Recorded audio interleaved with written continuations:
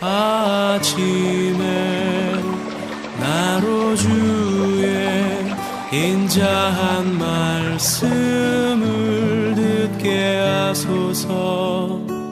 내가 사랑하는 성도 여러분, 안녕하십니까? 화요일입니다. 오늘도 하나님의 은총이 여러분들의 삶의 자리 가운데 가득하기를 간절히 소망합니다. 말씀 한 국 봅니다. 예레미야서 50장 1절부터 5절까지의 말씀 제가 봉독해 드립니다. 여호와께서 선지자 예레미야에게 바벨론과 갈대아 사람의 땅에 대하여 하신 말씀이라. 너희는 나라들 가운데에 전파하라, 공포하라, 깃발을 세우라, 숨김이 없이 공포하여 이르라. 바벨론이 함락되고 벨이 수치를 당하며 무로닥이 부스러지며 그 신상들은 수치를 당하며 우상들은 부스러진다 하라. 이는 한 나라가 북쪽에서 나와서 그를 쳐서 그 땅으로 황폐하게 하여 그 가운데에 사는 자가 없게 할 것임이라. 사람이나 짐승이 다 도망할 것임이니라. 여호와의 말씀이라. 그날 그때에 이스라엘 자손이 돌아오며 유다 자손도 함께 돌아오되 그들이 울면서 그 길을 가며 그의 하나님 여호와께 구할 것이며 그들이 그 얼굴을 시온으로 향하여 그 길을 물으며 말하기를 너희는 오라, 잊을 수 없는 영원한 언약으로 여호와와 연합하라 하니라. 아멘. 세계사를 보면 세계 최고의 문명을 이루었던 그 나라들을 그 또 지형을 보면 그 나라에는 어김없이 큰 강이 있습니다. 우리가 잘 아는 것처럼 애굽 문명 나일강이 있죠. 인도 문명이 있죠. 겐지스 강이 있습니다.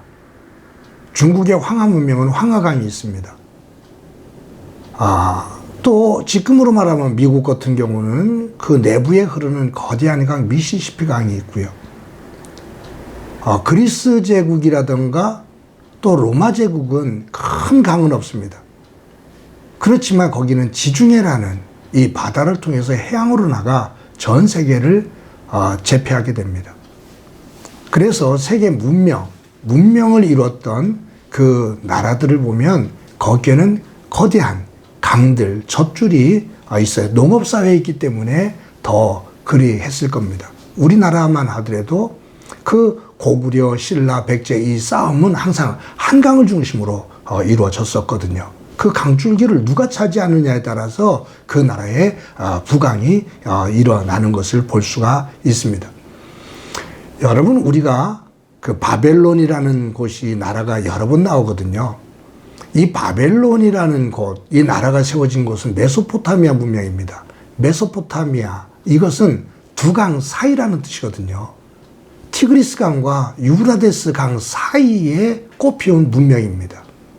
여기에 우리가 오늘 본문에도 나오지만 바벨론이라고 나오고 갈대아인, 즉 갈대아 우르예요.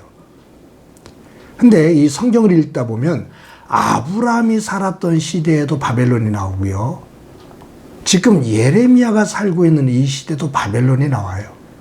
그래서 저희들이 공부하다 보면 구바벨론, 신바벨론 그렇게 나누거든요.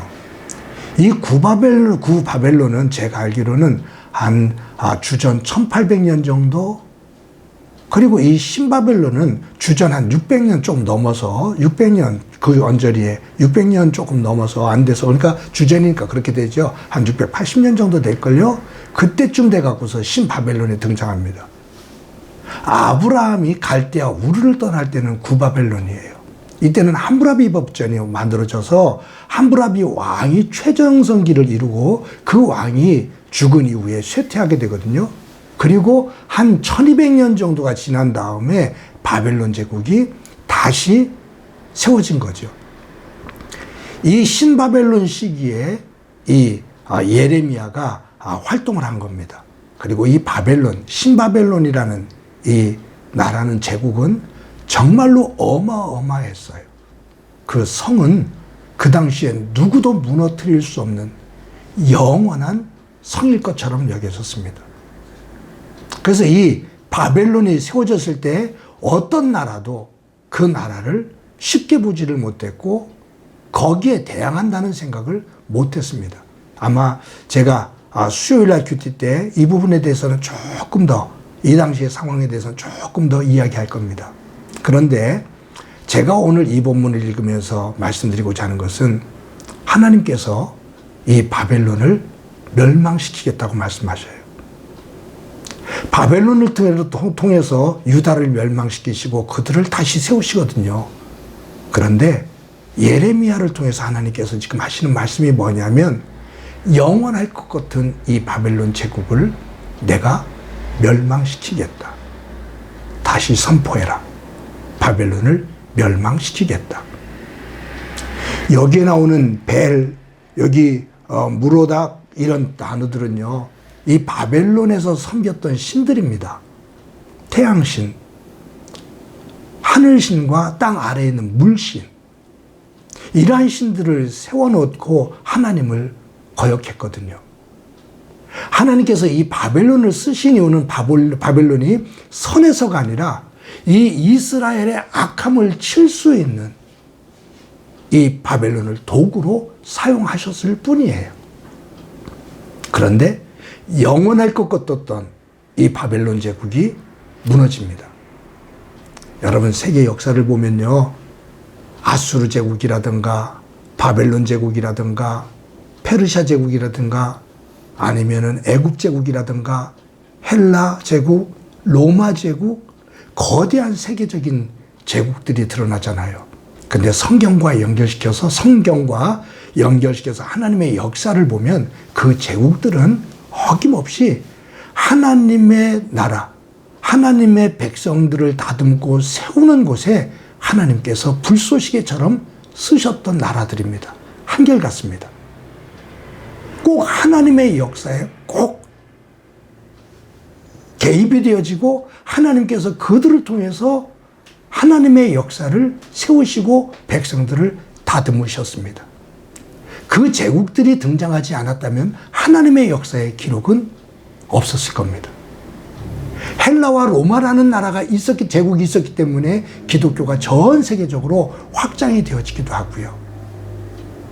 그런 것들을 하나하나 보면 지금 말씀드렸던 그 제국들은 정치사 속에서 세워졌다 무너지고 세워졌다 무너지는 힘의 논리에 의해서 지나온 역사이지만 그 뒷배경에는 하나님의 구원의 역사가 있다라는 사실을 우리는 기억해야 됩니다. 그런데 한 가지 더 새겨봅시다. 뭐냐 하면 이러한 거대한 제국들은 한 번 쓰임받고 무너졌습니다.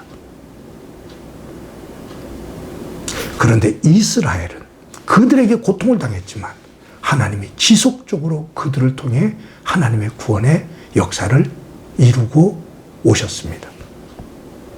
저와 여러분을 돌아봅니다.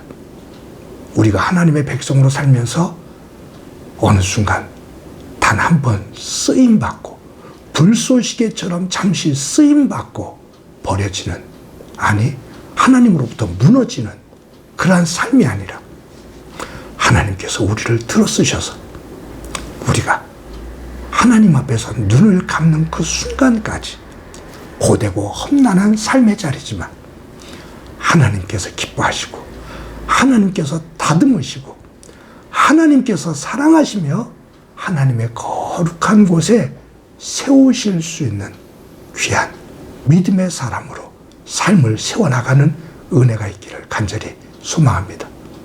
오늘도 그처럼 작은 일이라도 하나님의 이름을 높이는 곳에 쓰임받는 저와 여러분이 되어지기를 주의 이름으로 간절히 소망합니다. 한번 기도합니다. 하나님, 영원할 것 같았던 바벨론이 무너지는 것을 봅니다. 아니, 하나님께서 무너뜨리겠다고 예언하시는 것을 봅니다. 결국 바벨론이 악한 모습이고 하나님을 떠나 하나님께서 저들을 통해 단 한 번 하나님의 백성 이스라엘을 다듬고 세우기 위해 한 번 쓰셨는데 저희들의 삶이 또 저희들의 섬기는 교회가 일시적이고 일회적인 것이 아닌 하나님 안에서 긴 역사를 마지막 주님 앞에 부름을 받는 그 순간까지 하나님의 사람으로 하나님의 사랑 안에 거하는 저희들이 되도록 은총 베풀어 주옵소서. 예수님의 이름으로 기도드립니다. 아멘.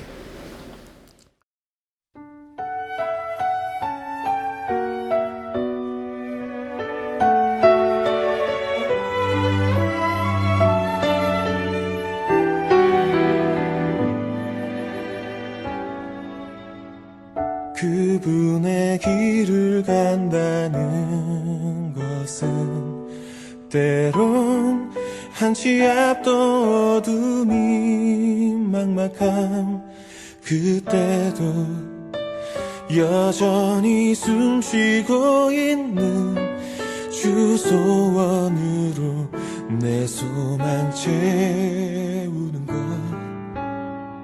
그분의 길을 간다는 것은 때론 감당 못할 승리의 기쁨 그때도 여전히 변함이 없는 주 겸손함으로 내 욕심 버리는 것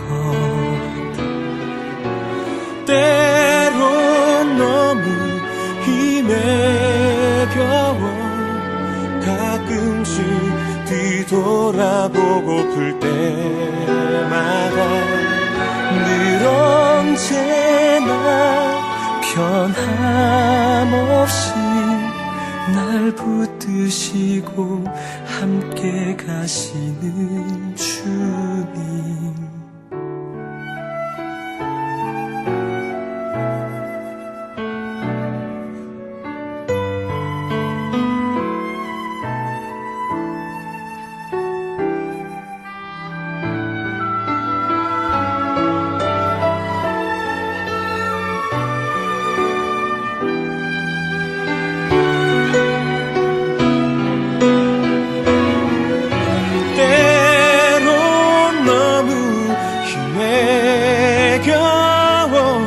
가끔씩 뒤돌아보고플 때마다 늘 언제나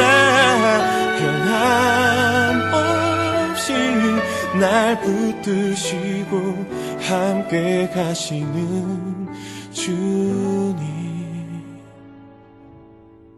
그분의 길을 간다는 것은 때론 감당 못할 승리의 기쁨 그때도 여전히 변함이 없는 주 겸손함으로 내 욕심 버리는 것 내 욕심 버리는 것